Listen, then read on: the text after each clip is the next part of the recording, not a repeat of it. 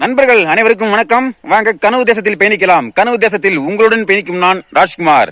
நண்பர்களே, இன்றைய பதிவில் எதை பற்றி பார்க்க போறோம் அப்படின்னா, காணாமல் போன சீமான் என்ன அப்படின்னு சொல்லிட்டு பாத்தீங்களா? ஆமா நண்பர்களே, சீமானை காணவில்லை, காணாமல் போன சீமான் இப்படிங்க, அதாவது லிஸ்ட்ல வந்து சீமானுடைய பேரே இல்லை அப்படிங்கிற மாதிரி இன்னைக்கு நாம் தமிழர் தம்பி தங்கையெல்லாம் வந்து கொந்தளிச்சு பாத்துட்டு இருக்காங்க.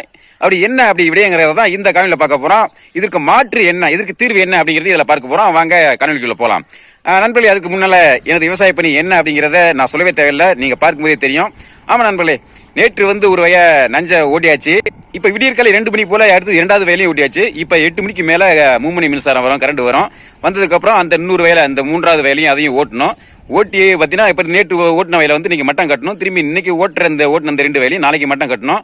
அது பிறகு பாத்தீங்கன்னா பின்னாலேயே நான் சாத்து மண்ணு போட்டு வருவேன். ஏன்னா சாத்து மண்ணு போட்டாதான் தண்ணி வந்து அடுத்த வயலுக்கு போகாம இருக்கும். அதனால திரும்பி சாத்து மண்ணு போட்டு உடனே அடுத்தது மட்டம் பண்ணிட்டு நாளைக்கு வந்து மட்டம் கட்டி திரும்பி அதெல்லாம் வந்து நான் திரும்பி அப்புறம் ஒரு பலகையை போட்டு மட்டம் பண்ணிட்டு உடனே வியாழக்கிழமை வந்து பயிர் பிடிங்கி வெள்ளிக்கிழமை பயிர் நடணும். 3 வயலையும் வந்து ஒரே நாள்ல வந்து பயிர் வந்து பிடிங்கி நடணும். இதை நட்டு முடிஞ்சாச்சுன்னா நமக்கு வந்து ஓரளவுக்கு வேலை முடிஞ்சதுன்னு வச்சுங்களேன். அதன் பிறகு நம்ம களத்துல இறங்கி நம்ம வேலையை கொஞ்சம் பார்ப்போம். சரி நண்பர்களே, இதான் எனது இப்போதைய விவசாய பணி. வாங்க இப்ப நேரா விடயத்துக்குள்ள போலாம். அதாவது பாத்தீங்கன்னா, இப்ப நீங்க சமீபத்தில் பார்த்திருப்பீங்க, சி ஓட்டர்ஸ் எடுத்த அந்த கருத்து கணிப்பு, அதை பற்றின ஒரு பரபரப்பான விவாதம் போயிட்டு இருக்கு. இன்னைக்கு தொலைக்காட்சி, இணையதளம் எல்லாத்துலயும் வந்து இதை பற்றி தான் வந்து கொஞ்சம் பயங்கரமா விவாதம் பண்ணிட்டு இருக்காங்க.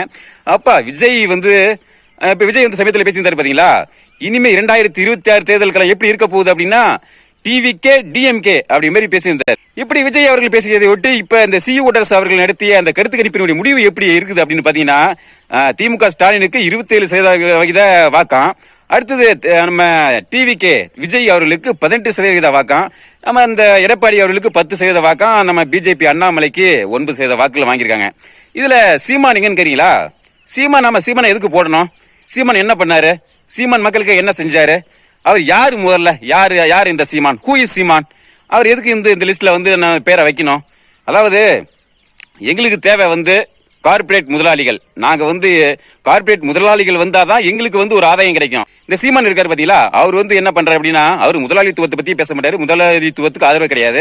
அவர் இயற்கை வளம், கனிம வளம், நீர் வளம், நில வளம், இயற்கை, சுற்றுச்சூழல், அடுத்த தலைமுறை, இந்த மாதிரி எல்லாம் பேசினா அவர் பேரை வந்து நாங்க போடுவாங்களா? எங்களுக்கு இந்த மாதிரி ஆளுகளும் தேவையில்லைங்க. எங்களுக்கு வந்து கமிஷன், அதாவது புரோக்கர் தான் எங்களுக்கு தேவை. எங்களுக்கு நாங்க வந்து யார ஆட்சிக்கு வரும்னு நினைக்கிறோமோ, எங்களுக்கு வந்து அதாவது நீட்டுற இடத்துல காட்டுற இடத்துல கையெழுத்து போடுற ஆள் தான் எங்களுக்கு வந்து ஆட்சி அதிகாரத்துக்கு வேணும்.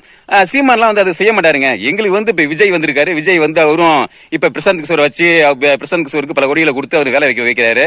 அவரு வந்து ஒரு முதலாளி தான். அப்ப அந்த மாதிரி ஆளுங்க தான் எங்களுக்கு தேவை. அதனால நீங்க வந்து இந்த மாதிரிலாம் சீமானுடைய பேர் வந்து லிஸ்ட்லயே காணும் அப்படிங்கிற மாதிரிலாம் இந்த கொந்தளிக்கலாம் கூடாது. கம்முன்னு தான் இருக்கணும். அப்படிங்களா?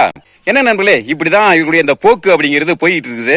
அதாவது சீமான் வந்து தொண்டை கிளியை கட்டினாலும் சரி, வெயில் மலையில வந்து நனைஞ்சிட்டு பேசினாலும் சரி, இந்த மக்களுக்காக அடுத்த தலைமுறைக்காக எதை பத்தி கத்து கத்தினாலும் சரி, நாங்க வந்து அதெல்லாம் வந்து போட மாட்டோம், சீமான் பெயரை போட மாட்டோம், லிஸ்ட்ல சேர்க்க மாட்டோம் அப்படிங்கிற மாதிரி இப்படி கங்கணம் கட்டிட்டு தெரியாங்க இந்த கார்பரேட் கைக்கூலிகள். அதே சமயத்துல இப்படி இந்த சி ஓட்டர்ஸ் இப்படி பண்ணாங்க அப்படின்னா, அப்புறம் இந்த டிஎன் நியூஸ் மீடியா டிஜிட்டல் அப்படிங்கிற ஒரு சமூக வலைதளமும் யூடியூப் சேனலும் அவங்களும் வாக்கெடுப்பு நடத்திருக்காங்க.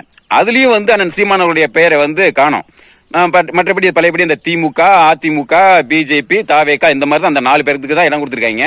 சரி, அதை யாருக்கு இது வந்து யாருடைய ஆதரவு நிலை எடுத்திருக்காங்க அப்படின்னு பார்த்து உள்ள போய் யாருக்கு ஒருத்தரை வந்து டச் பண்ணுவோம் அப்படின்ட்டு விஜய்க்கு டச் பண்ணா அண்ணாமலைக்கு 66%.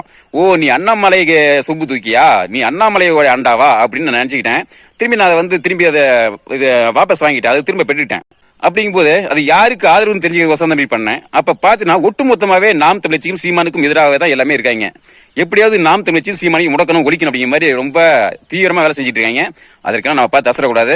அப்ப நாம என்ன பண்ண போறோம், தம்பி தங்கையில் நாம என்ன பண்ண போறோம் அப்படின்னா, நீங்க எப்படி வேணுமாலும் எங்களை வந்து முடக்கி மடக்குங்க பார்ப்போம். நாங்க அதை மீறி நாங்க வெகுண்டு எழுந்து வரோம். எப்படி வரோம் அப்படிங்கறத மாதிரி இது ஒரு செயல்ல காட்டுற அளவு தான் நம்மளுடைய செயற்பாடு அப்படிங்கிறது இருக்கணும்.